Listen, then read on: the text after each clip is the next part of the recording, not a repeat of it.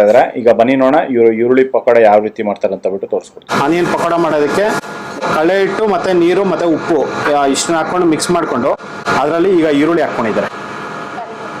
ನೋಡಿ ಕರಿಪತ್ತ ನೋಡಿ, ಕರಿಬೇವು ಸೊಪ್ಪು ಒಂದು ಹಿಡಿ ಫುಲ್ ಹಾಕ್ಕೊಂಡಿದ್ದಾರೆ, ಒಂದು 4 ಚಿಲ್ಲಿ,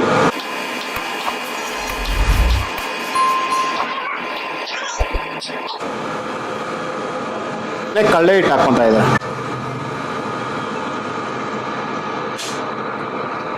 ನೋಡಿ ಅರ್ಧ ಕಪ್ಪು ಕಳ್ಳೆ ಹಿಟ್ಟು, ಒಂದು 1/4 ಟೀ ಸ್ಪೂನು ಪುಡಿ ಉಪ್ಪು ಹಾಕ್ಕೊಂಡಿದ್ದಾರೆ.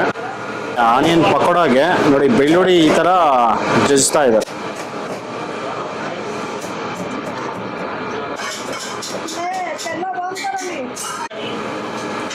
ನೋಡಿ ಆ ಬೆಳ್ಳುಳ್ಳಿ ಜಜ್ಜಿರೋ ಬೆಳ್ಳುಳ್ಳಿ ಇದರಲ್ಲಿ ಹಾಕ್ಕೊಂಡು ಮತ್ತೆ ಮಿಕ್ಸಿಂಗ್ ಮಾಡ್ತಾ ಇದ್ದಾರೆ. ನೋಡಿ ಅದರಲ್ಲೇ ಸ್ವಲ್ಪ ನೀರು,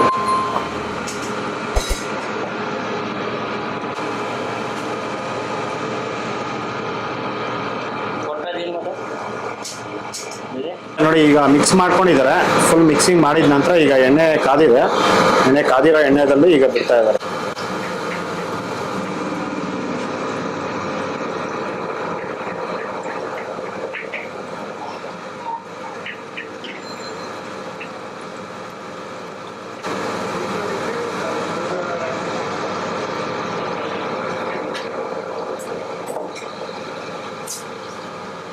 ನೋಡಿ ಇದನ್ನ ಒಂದು 2-3 ನಿಮಿಷ ಇದನ್ನ ಫ್ರೈ ಮಾಡ್ಕೊತಾರೆ. ಫ್ರೈ ಮಾಡ್ಕೊಂಡು ತೆಗಿತಾರೆ.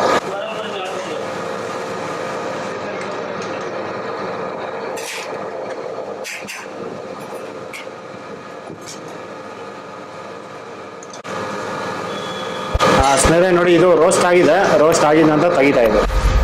ಜಸ್ಟ್ 1.5-2 ನಿಮಿಷ ಆಗಿದೆ. 2 ನಿಮಿಷ ಇದನ್ನ ಫ್ರೈ ಮಾಡ್ಕೊಂಡಿದ್ದಾರೆ. ನೋಡಿ ಈ ಕಲರ್ ಬಂದಿದೆ.